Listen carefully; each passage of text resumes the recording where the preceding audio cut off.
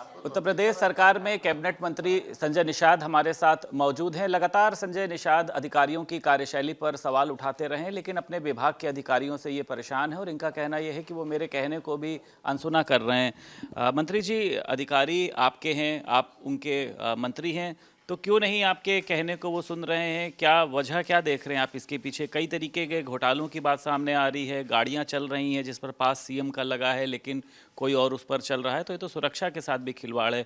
अधिकारियों से क्यों नाखुश हैं आप? देखिए, अधिकारी को अधिकार उतने दिया गया है कि जो सामान्य नागरिक के पैसे मिलते हैं, तनख्वाह मिलती है, उसकी सेवा के लिए है। और सेवा का भाव जब बदल जाता तो अधिकारी निश्चित रूप से अपने हिसाब से अहंकार में डूब जाता। और जो अहंकार में डूबे लोगों को निश्चित रूप से राजनीति में, लोकतंत्र में सजा दी गई है। ये गाड़ी अगर पद हट गया तो गाड़ी बंद हो जानी चाहिए। पास लगा हुआ, उस पर कौन आ रहा है कौन जा रहा, माननीय मुख्यमंत्री, ये तो चूक है ना भारत के लिए। और हमारे विभाग की बदनामी होगी अगर कोई घटना हो जाती, तो ये तो बड़ा चूक है। दूसरा, जहाँ जिसकी नियुक्ति हुई है, नियुक्ति अधिकारी प्रमोटिव अधिकारी है, पहले गलत होता रहा तो उससे हमसे मतलब नहीं, हम तो आ गए तो हम तो गलत नहीं होने देंगे ना। तो मैंने रोक दिया कि नहीं, जो नियुक्ति अधिकारी है उसी से कराया जाए। और अपने क्यों प्रमोटिव अधिकारी हो गए, अपने दस्तखत से अपने अध्यक्ष हो गए, ये बहुत गलत हो गया। आज के दिन में फिर जब उसको चेंज किया तो फिर दूसरा हो गया। ये जो आपको करना है तो नियुक्ति विभाग से उसका स्पष्टीकरण लेकर जो निर्देश उससे करिए। मान लीजिए निवाली पुरानी है, बीच में गलत है, तो इस पर थोड़ा सा तमाम लगभग 50-60 ऐसे इंस्पेक्टर हैं जो इसी उलझे पड़े हुए बेचारे, उनका प्रमोशन नहीं हो रहा, रिटायर्ड भी हो जाएंगे। तमाम जो है कैडर रिव्यू का मामला ऐसे बहुत दिन से पड़ा था। तो इस तरीके से गलत मतलब तरीका अपनाया गया। जांच तमाम ऐसे लिखे गए, 30-35 जांचें ऐसी होंगी जो जिनके खिलाफ कार्रवाई हुई, पता चला कि वो 1-2 साल से पड़े हुए अपना। तो जो 1 हफ्ते का टाइम लिखा हुआ है, तो 1 हफ्ते के अंदर उसका जाँच हो जाना चाहिए। जैसे इस तरीके देखो, बनारस में मैं जाँच के लिए गया, अब बनारस पीएमओ ऑफिस से संपर्क हुआ। पीएमओ लोगों ने आप भाई हर जगह भाई योजना प्रमुख है ना भाजपा में, तो योजना प्रमुख है तो योजना गया धरातल पर गया तो वोट क्यों हमारा कम हुआ? तो पता चला कि योजना प्रमुख ने बता दिया कि साहब ये योजना पैसा ले लिया गया लेकिन मौके पर है नहीं। दुर्भाग्य है कि विभाग में बैठे बैठे वो हमारे यहाँ एक ट्रेडिशनल, जो हमारे यहाँ एक प्राइवेट काम होता है जो SPDP का, उसमें बैठी हुई एक महिला ने परियोजना भी ले लिया, पैसा भी भुगतान कर लिया, मौके पर एक भी कुछ नहीं है। तो ऐसे में वसूली नहीं जारी होती, बल्कि दंड जो देने वाला है, जो अधिकारी जो इसमें पैसा रिलीज किया, उसे तुरंत दंड करना चाहिए, उसे पद से हटा देना चाहिए और उसके खिलाफ कार्रवाई होनी चाहिए। अब इसमें मैंने फरवरी में लिखा, अभी चल रहा है, और देखिए फरवरी का लेटर है और 1 हफ्ते का टाइम दिया हुआ है और स्पष्टीकरण अब तक नहीं आया। 3 विभाग 3 जगह, सचिवालय अलग है, अनुभाग अलग है, निदेशालय अलग है, वो उसके ऊपर डालता हो, उसके ऊपर डालता हो, उसके ऊपर डालता है। ये तीनों कनेक्ट होना चाहिए। मैं चीफ सेक्रेटरी, अधिकारियों को हटाएगा कौन? मिनिस्टर तो आप हैं, आप चाह के लेटर जारी, क्या सुनवाई नहीं हो रही है क्या? नहीं हटाने का है तो अब जब आएगा समय तो हटेगा। जब जब जब जिस समय ट्रांसफ़र ऑर्डर होता है उस समय हटेगा। यही तो है कि कोर्ट चले जाते हैं, कोर्ट से ले लेते हैं। अब कोई मतलब पता चला कि जांच में ही अपना प्रभावित करते रहते, 1 साल काट लेते हैं, तब तक ट्रांसफ़र आता, अपना भाग जाते। क्या कर सकते हैं, तो नहीं करेंगे। अधिकारियों को इनकी शिकायतों को लेकर आप सीएम के पास पहुंचेंगे, क्योंकि आपने कहा कि इनकी वजह से बनारस में वोट भी कम हुआ। निर्देश दे दिया, तुरंत तत्काल कार्रवाई कराओ, और हमको लगता है कि 1 आध हफ्ते के अंदर ये सब हो जाएगा। अच्छा, लगातार राजनीतिक पार्टियों की बात करी जाए, अपने अपने नारे दे रही है। सीएम योगी ने कहा था एक है, सेफ है, कटेंगे बटेंगे। अब अखिलेश यादव ने कल एक ईद मिलन, होली मिलन समारोह कराया, उसमें उन्होंने एक नारा उनका ये निकल कर आया कि आओ गले मिले, सद्भावना कार्यक्रम। तो क्या है इस कार्यक्रम का मतलब? ये तो समय देर हो गया ना। जब उनको सत्ता में थे तब ये करना चाहिए था। तो सत्ता में जब थे तब तो सद्भावना याद नहीं आया। वो खाली उनके सिस्टम और जो सगे संबंधी थे वही आ गए। तो सगे संबंधी लोगों ने तो लेके डूब गए सपा को। तो अब सद्भावना याद आ रहा, जो बहुत देर हो गया। अब देर हो गया तो क्योंकि जहाँ जहाँ जो और जो लोग थे वो जगह जगह अपना, जहाँ भाई देखो आज के दिन में ठीक थे, मुसलमान 14% की आबादी उत्तर प्रदेश में आसपास है, तो उसको कम से कम 7% दिखाई दिया होता उसको पदों पर, व्यवस्था में, जगह जगह। 7% भी नहीं दिखाई, दशमलव में आ गया बेचारा। आखिर क्या करेगा, भीख तो नहीं मांगेगा ना भजन।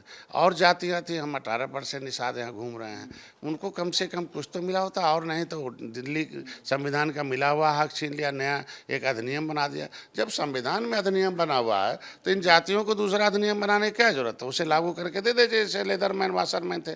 नहीं तो इनको तो और जलन थी अधिनियम से कि जो अनुसूचित जाति अत्याचार निवारण अधिनियम 1950 के अंतर्गत आने वाली जातियां थी, तो ज़्यादातर तो लेदरमैन बेचारे थे।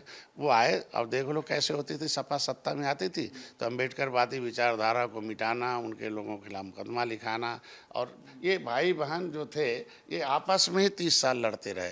अरे यार, जब मैं कह दिया कि आप पिछड़ों और दलितों वंचितों के लिए ही संविधान में एक जगह दी गई है तो एक करना। मैं 2018 में एक किया था गोरखपुर में, लेकिन देख लो 2019 में फिर अलग अलग हो गए। तो समय था, समय इन लोगों ने गंवा दिया। अब वो सद्भावना का रास्ता केवल भाजपा। आप देखो, हम अल्पसंख्यक प्रकोष्ठ भी है एनडीए में, और देखो हम एक मंत्री तो खुद ही बना रखते हैं, और आज के दिन में उनके लिए जो भी कोई रास्ता है, चाहे जैसे भी उनके गरीबों को विकास की मुख्यधारा में लाने का काम हमारी सरकार लग रही है मंत्री जी कि जो राजनीतिक पार्टियां हैं वो जातियों में बांटने का काम कर रही हैं, चाहे वो कल अखिलेश यादव का कार्यक्रम हो, हिंदू मुस्लिम सिख ईसाई सब वहां पर पहुंचे थे, राहुल गांधी ने भी ओबीसी को लेकर कहा कि वो हमसे छिटक गया है, आप लोगों ने भी मुसलमानों के लिए एक सौगाते मोदी योजना शुरू की, तो राजनीतिक पार्टियां क्या जातियों में बांटने का काम कर रही है? देखिए, संविधान जब बना उससे पहले जाति आधार पर बहुत भेदभाव था, अत्याचार बहुत था, इसीलिए अधिनियम में लिखा हुआ। हम तो एक व्यक्ति थोड़ी लिखा है, संविधान सभा का चुनाव हुआ था, पूरे देश के लोगों ने मिला और कहा कि मजबूत घोड़ा कमज़ोर घोड़ा अगर एक साथ रखें तो मजबूत वाला सब खा जाएगा, कमज़ोरों को व्यवस्था दी जाए, ये अवसर प्रदान किए जाए। चूँकि ये कमज़ोर जो हैं ये मुगलों अंग्रेज़ों को मार कर भगाने वाले, देश को आज़ाद कराने वाले कानून से उजड़े परिवार हैं। तो जाति आधार पर क्रिमिनल कास्ट घोषित किया था, उसका नाम ही क्रिमिनल कास्ट। अगर क्रिमिनल कास्ट के आधार पर उन्हें अपराधी घोषित किया गया था तो कास्ट के आधार पर उन्हें विकास की मुख्यधारा में लाने की व्यवस्था होनी चाहिए। लेकिन ये खाली नाम तो लेते ही छलावा है, चाहे कांग्रेस का हो, चाहे सपा का हो, चाहे बसपा का हो, ये छलावा है इन लोगों का। केवल 2000 परिवार अभी, वो भी मिल्कमैन, वही आज आरक्षण का फ़ायदा उठाता है, चाहे नौकरी का हो चाहे व्यवसाय का हो, और 2000 के आसपास एससी का फ़ायदा वो जो लेदरमैन उठाता है। बाकी का गांव का यादव अभी भी वैसे ही टीना ढोरा बेचारा, और गांव का जो लेदरमैन है वो भी ऐसे बेचारा परेशान है। मुसलमानों का हितैषी आपको क्या लगता है? सिर्फ भाजपा है, सपा है, कांग्रेस है, बसपा है, वो सिर्फ उनका शोषण कर रही है, आपको लगता है ऐसा? मानते हैं आप इसको?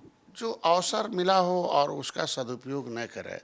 अवसर मिला था 70 साल कांग्रेस को इन जातियों को व्यवस्था देने का, है। हम कहते ठीक है, आपको विकास की मुख्यधारा में लाने के लिए मुसलमानों के लिए कौन सी योजना, बताओ ना कांग्रेस, बताओ ना सपा, बताओ ना बसपा। जब सच्चर कमेटी की रिपोर्ट कह दिया कि इनकी दशा एससी एसटी से खराब है तो क्यों नहीं कोई पॉलिसी बनाई?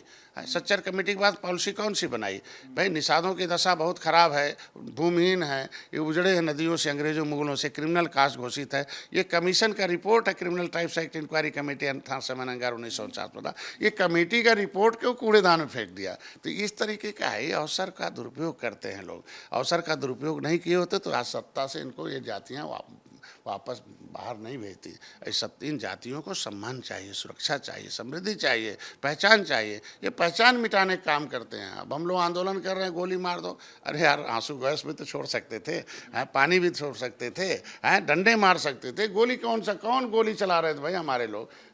हमारे लोग तो सीधे साधे डंडा और झंडा लेके गए थे। बाद में 12 बजे रात को इन्होंने कट्टा दिखा दिया, और एक कट्टा से इतने, कट्टा ही दिखा दिया एक ठो, तो इतने लोगों पुलिस पर कट्टे से वार करेंगे?